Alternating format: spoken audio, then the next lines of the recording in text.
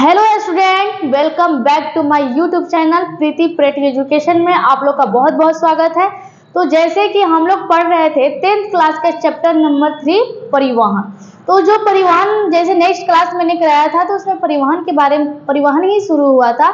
तो सबसे पहले हम जो परिवहन पढ़े थे पेड़ पौधों के बारे में पढ़े थे कि पेड़ पौधों में एनर्जी एक जगह से दूसरी जगह कैसे जाता है, कौन ले जाता है। तो ये सारी चीजें आपको समझ में आ गया है।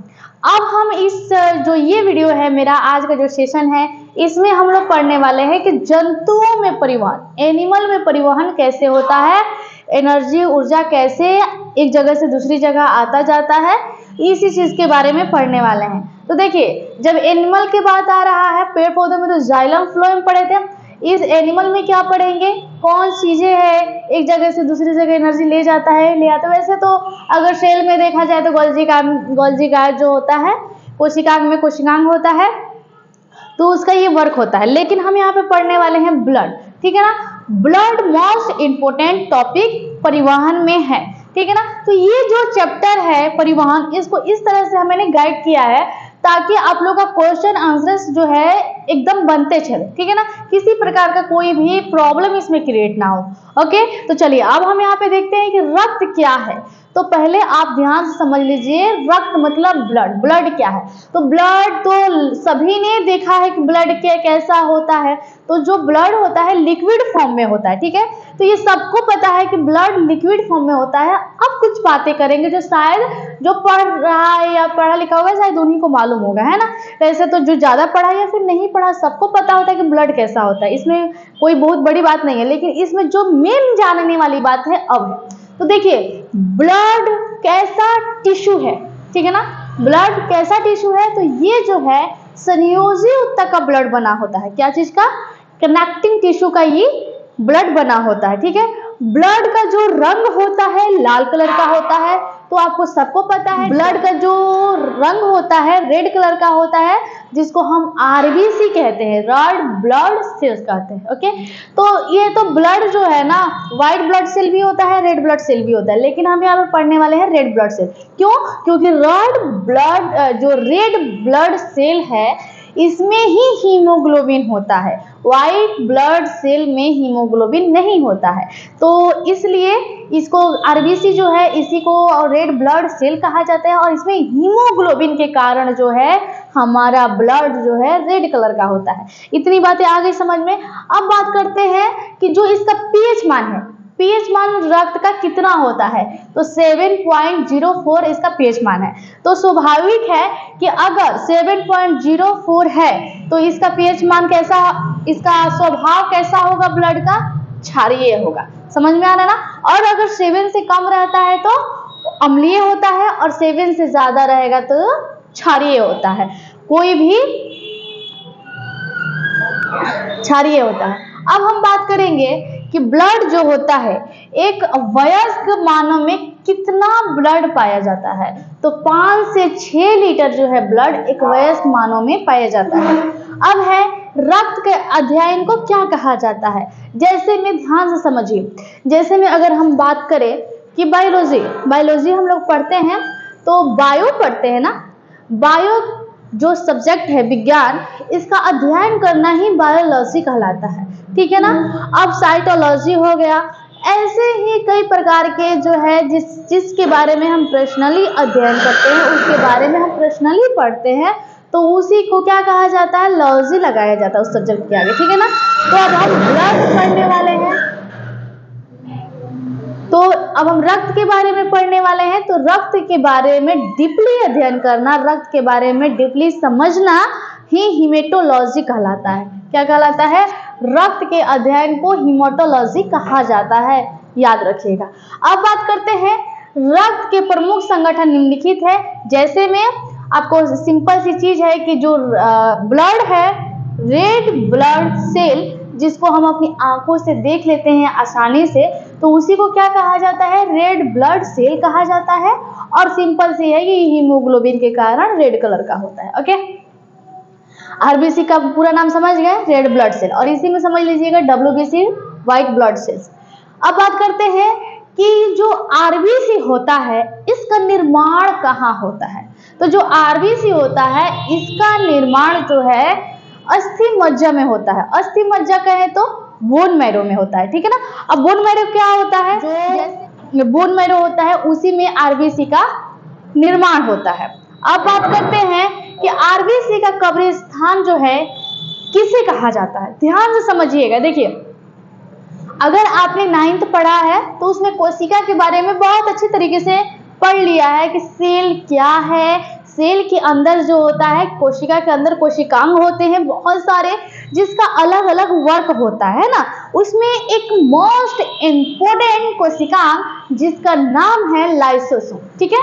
तो लाइसोसोम का कार्य क्या होता है। अब आप यहाँ कहेंगे कि यहाँ पे मैंने लाइसोसोम के बारे में जिक्र क्यों किया, डायरेक्ट हम इसको खत्म करें ना, लेकिन नहीं, हम आरबीसी का कब्रिस्तान प्लीहा या तिल्ली को ही क्यों कहते हैं, इस बात को समझना इंपॉर्टेंट है, ठीक है ना। तो इस बात को समझिए।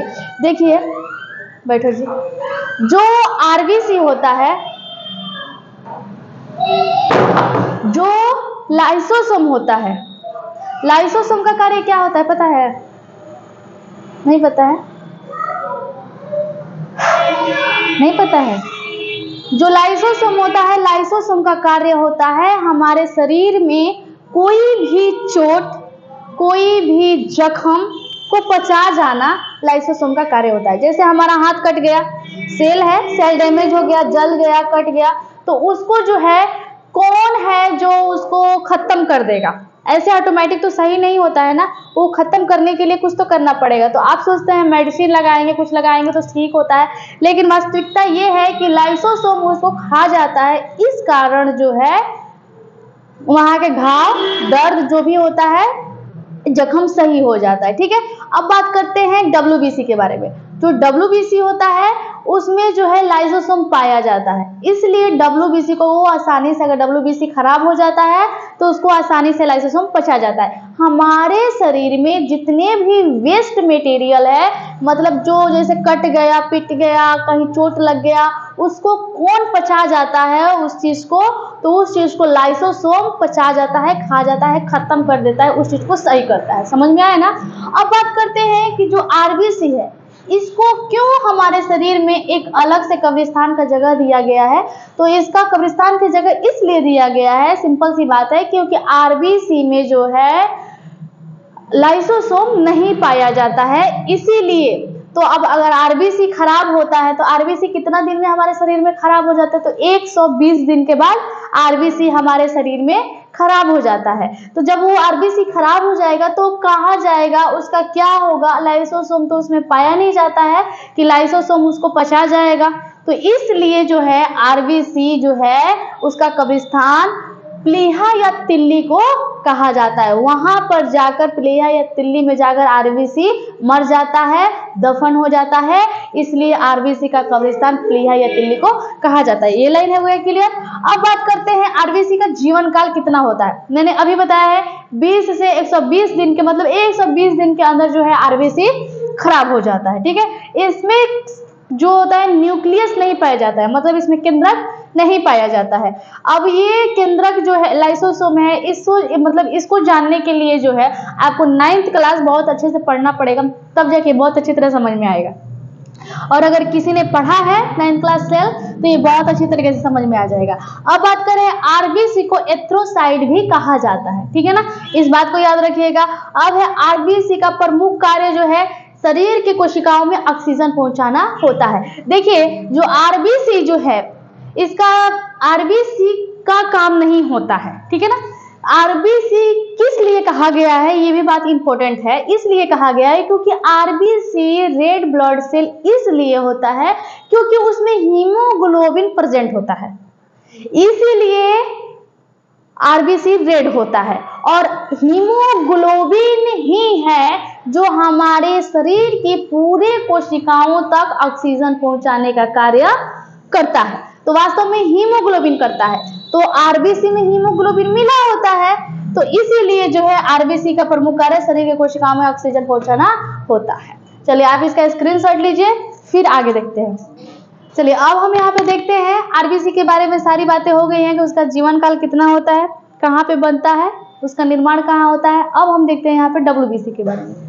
तो WBC का पूरा नाम होता है व्हाइट ब्लड सेल्स, और इसका निर्माण भी अस्थि मज्जा में ही होता है। बोन मैरो में WBC का निर्माण होता है, और इसका जो मृत्यु होती है ये भी प्लीहा में जाके मर जाता है WBC। ओके, इसका जो जीवन काल है 1 से 7 दिन का होता है, और RBC का जीवन काल कितना होता है, 120 दिन का होता है। ठीक है, तो ये जो जीवन काल है इसका 1 से 7 दिन का होता है। 1 से 7 दिन के अंदर ही WBC की डेथ हो जाती है, वो मर जाता है और जाकर वो प्लीहा में दफन हो जाता है। ओके, अब है यह शरीर के अणुओं को सुरक्षा प्रदान करता है। इसका कार्य क्या है, फंक्शन क्या है WBC का, तो ये इसका जो फंक्शन है ये अणुओं को सुरक्षा प्रदान करता है, जो हमारे सेल हैं उसके।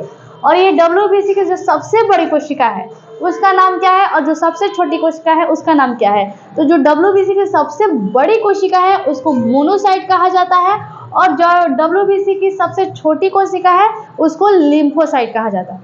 अब हम यहाँ पे देखते हैं प्लेटलेट के बारे में। तो जो प्लेटलेट है इसका निर्माण भी अस्थि मज्जा में होता है, और इसका जो जीवन काल है 24 घंटे का होता है, और यह स्तनधारी में पाया जाता है, मतलब कि जो बेबी बर्न करते हैं उनमें पाया जाता है ये जो प्लेटलेट है। और इसका जो मेन जो फंक्शन है ये होता है ब्लड का थक्का बनाना, और इसको अगर साइंटिफिक नाम दिया जाए, साइंस के जो नाम होता है प्लेटलेट का, तो उसको कहा जाता है प्लेटलेट को थ्रोम्बोसाइट। और अब बात करते हैं यहाँ पे रक्त के प्रमुख कार्य, जैसे ब्लड का जो मेन कार्य है वो क्या क्या है। तो मैंने अभी बताया है कि जो सेल पढ़े हैं, तो सेल में कोशिकांग में एक गोल्गी काय होता है जो कि एनर्जी को नीचे से ऊपर की ओर लेकर आता है, या ऊपर से मतलब बॉडी को जिस अंग में ज़्यादा जरूरी होता है ऊर्जा का वहां पे लेकर जाता है, तो उसका गोल्गी काय का कार्य होता है। लेकिन जो ब्लड होता है, ब्लड क्या करता है हमारे शरीर में, क्योंकि ये भी क्या है, कनेक्टिंग टिश्यू है, संयोजी ऊतक है, और ये तरल मटेरियल होता है। तो अब बात करते हैं कि जो रक्त के प्रमुख फंक्शन है कौन कौन से। तो रक्त के ताप को संतुलन करता है, शरीर के ताप को संतुलन करता है। नेक्स्ट है गैस का आदान प्रदान करता है, और है श्वसन क्रिया के दौरान बना कार्बन डाइऑक्साइड गैस को फेफड़ा तक पहुंचाना होता है। ये सारी चीजें जो हैं मैंने पहले भी पढ़ाया है कि जो रक्त का प्रमुख कार्य है शरीर के ताप को संतुलन करता है, क्योंकि अंदर का ताप बाहर का ताप ये अलग अलग होते हैं शरीर के। तो जो शरीर का ताप होता है ब्लड उसको संतुलन बना के रखता है, गैस का आदान प्रदान करता है। इसका मतलब क्या हुआ, ऑक्सीजन को इंजेक्ट करता है, देन कार्बन डाइऑक्साइड को शरीर से बाहर निकालता है, निष्कासन करता है। नेक्स्ट है श्वसन क्रिया के दौरान बना कार्बन डाइऑक्साइड गैस को फेफड़ा तक पहुंचाना होता है। अभी मैंने बताया है ना कि रक्त नहीं करता है, कौन करता है, रक्त में हीमोग्लोबिन होता है, हीमोग्लोबिन का कार्य होता है। और हालांकि जो हीमोग्लोबिन होता है रक्त में प्रेजेंट होता है, इसलिए हम ये कह रहे हैं यहाँ पे कि श्वसन क्रिया के दौरान कार्बन डाइऑक्साइड का गैस में जो होता है गैस कार्बन डाइऑक्साइड फेफड़ों तक पहुंचाना होता है। शरीर के कोशिकाओं से खींच कर लेकर आता है कार्बन डाइऑक्साइड को हीमोग्लोबिन, और क्या करता है, लाकर फेफड़ा में छोड़ देता है। फिर फेफड़ा से जो रास्ते हम ऑक्सीजन लिए होते हैं उसी रास्ते कार्बन डाइऑक्साइड हमारे शरीर से इंजेक्ट हो जाता है, बाहर मतलब कि बाहर निकल जाता है। तो ये मेन यहाँ पे कौन कर रहा है, हीमोग्लोबिन कर रहा है, ठीक है ना, ब्लड में मिला होता है, इसलिए हम यहाँ पे रक्त का कार्य बोल रहे हैं, इस बात को याद रखिएगा। नेक्स्ट है शरीर के रोगों से सुरक्षा प्रदान करता है, और उसके बाद से ये है कि फाइब्रिनोजेन एंजाइम रक्त को थक्का बनाने से मदद करता है, हेपरिन भी मदद करता है। तो ये जो फाइब्रिनोजेन है और हेपरिन है इसका काम क्या होता है, इस बात को भी समझ लीजिए।